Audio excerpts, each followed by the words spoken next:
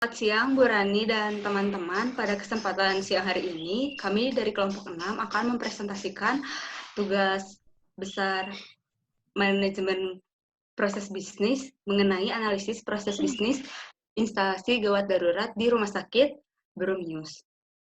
Selanjutnya, anggota kelompok kami, yaitu pertama ada Stefani Priscilla dengan NIM 18015. Selanjutnya ada Arasa Maurin dengan NIM 1218019 dan saya sendiri Bulan Simbolon dengan NIM 18039 serta nanti udah cek ya dengan NIM 1218046. Selanjutnya akan dijelaskan oleh Arlitsa Maurin. Pertama kita akan mulai dari pendahuluan. Jadi latar belakangnya, instalasi gawat darurat atau IGD ini adalah salah satu bagian dalam rumah sakit yang menyediakan penanganan awal bagi pasien yang menderita sakit atau cedera yang dapat mengancam kelangsungan hidup mereka. Di IGD sendiri terdapat dokter dari berbagai macam spesialisasi bersama dengan sejumlah perawat dan dokter jaga. IGD ini berfungsi untuk memberikan pelayanan medis yang sifatnya gawat dan darurat selama 24 jam sehari serta 7 hari dalam seminggu. Selanjutnya, ada batasan masalah. Yang pertama, kami di sini mengidentifikasi prosedur yang berjalan di instalasi gawat darurat Rumah Sakit Boromius. Yang kedua, menganalisis proses yang diterapkan dari instalasi gawat darurat Rumah Sakit Boromius. Tujuan analisis dari analisis kami, yaitu tujuan dari identifikasi ini adalah untuk mengetahui bagaimana proses bisnis serta menganalisis prosedur yang berjalan di IGD Rumah Sakit Boromius, serta untuk mengurangi proses yang tidak penting agar proses yang berjalan di IGD tersebut dapat berjalan dengan baik. Manfaat analisisnya, mengetahui proses bisnis yang berlangsung di IGD Rumah Sakit Boromius. Yang kedua, membantu memaksimalkan kinerja rumah sakit dalam penanganan pasien yang berada di IGD, memudahkan rumah sakit untuk menangani pasien yang berada di IGD. Next. Nah, selanjutnya kita akan mengidentifikasi proses bisnisnya. Jadi yang pertama kita mau tahu dulu nih company profile-nya. Jadi kita memilih Rumah Sakit Boromius. Rumah Sakit Boromius ini terletak di Jalan Insinyur Haji Juanda nomor 100 Bandung yang berdiri pada tahun 1920-an dan dibangun oleh 6 orang suster Kongregasi Cinta Kasih Santo Carlos Boromius yang hadir dan melayani masyarakat di Kota Bandung. Sejak tanggal 18 September 1921, Rumah Sakit Boromius ini menjadi rumah sakit yang dibanggakan oleh masyarakat di Kota Bandung. Masalah yang terdapat di instalasi gawat darurat Rumah Sakit Boromius yaitu masih banyaknya pasien yang terabaikan dan tidak secara cepat ditangani karena yang pertama adanya penanganan yang tidak merata di instalasi gawat darurat, selanjutnya kurangnya tempat tidur yang ada di instalasi gawat darurat Rumah Sakit Boromius, dan kurangnya tenaga kerja yang ada di Rumah Sakit Boromius. Ini ada BPMN yang kami buat. Dari yang pertama, yaitu pasien mendaftarkan diri. Lalu selanjutnya perawat akan mengecek pasien sekilas dan selanjutnya dokter akan memeriksa pasien. Lalu akan ada proses yang merupakan decision, yaitu menentukan penanganan pasien, apakah pasien akan dirawat inap atau dirawat jalan. Jika dirawat inap, maka perawat akan menangani proses rawat inap pasien, lalu pasien akan dirawat secara rawat inap atau opname. Sedangkan jika rawat jalan, maka dokter akan memberikan resep obat, lalu apoteker akan meracik obat sesuai dengan resep dokter, dan selanjutnya apoteker juga akan mengecek kelengkapan obat, lalu pasien akan mengambil obat, serta pasien akan membayar obat, lalu akan berhenti di situ. Selanjutnya, ada value added analysis. Dari aktivitas-aktivitas atau proses-proses yang telah digambarkan di dalam BPMN, kita akan melihat value added analysis yang telah dilakukan oleh kelompok kami.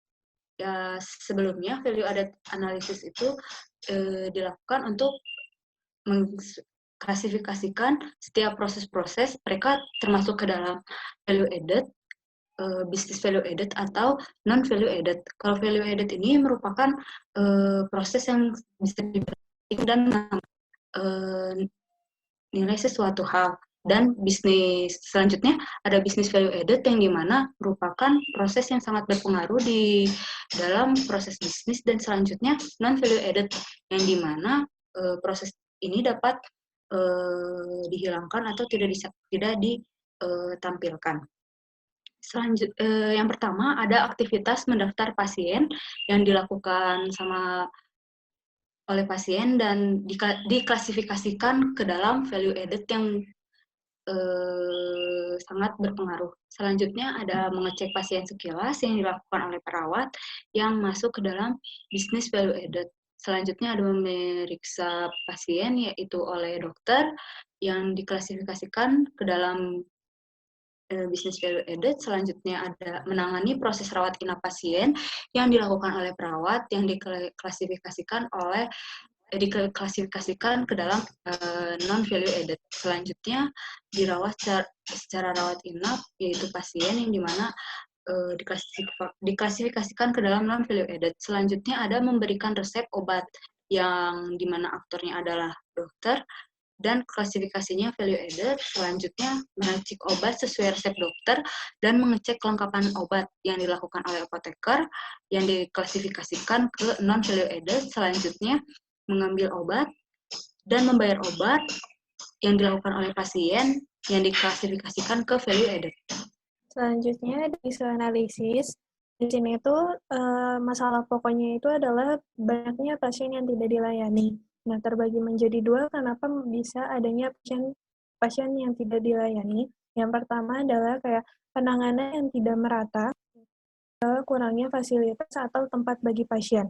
Nah, di penanganan yang tidak merata ini terbagi menjadi dua kembali, yaitu adalah kurangnya tenaga kerja di IGD, terus dan perawatan yang kurang efektif.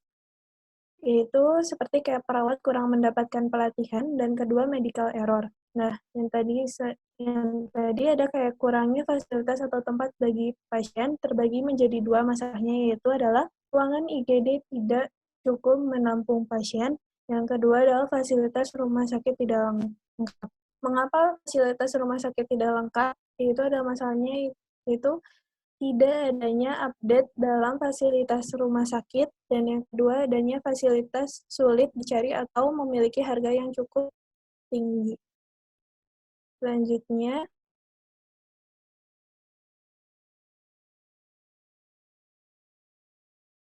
isu analisisnya itu adalah pasien banyak yang tidak dilayani.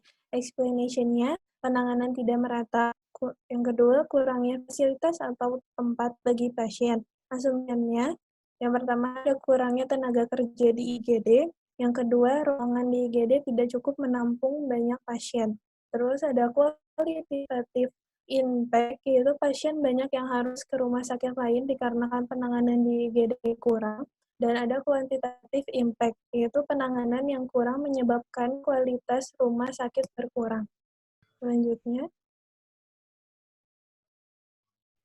Selanjutnya terdapat BPI. Kami di sini kami menggunakan beberapa BPI yang itu activities, eliminate of work dan reduce waste, yang dimana kami menyatukan proses yang saling berhubungan agar proses bisnis yang dihasilkan lebih singkat serta mudah dipahami. Contohnya seperti menangani proses rawat inap pasien yang dimana perawat mengurus mengenai kamar pasien, dokter yang memeriksa selama dirawat, makanan yang dikonsumsi, obat yang dikonsumsi, yang dimana mengeliminasi movement of work yang dilakukan perawat, lalu kemudian meminimalisir batch yang dilakukan oleh perawat.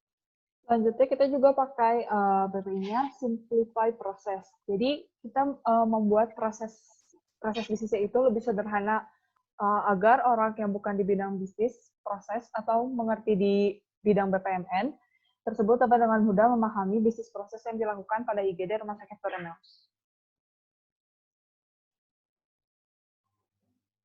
Ini penutupnya. Conclusion atau kesimpulan dan apa yang kita pelajari yaitu kita dapat mengetahui proses bisnis penanganan pasien pada IGD dan Rumah Sakit Boromeus secara rinci. Walaupun skenario dalam penanganan pasien sudah dibuat sedemikian rupa, pasti tetap saja akan ada masalah yang terjadi sehingga harus dibuat juga solusi penanganan masalah tersebut. Itulah presentasi kami. Sekian dan terima kasih. Terima kasih. Terima kasih.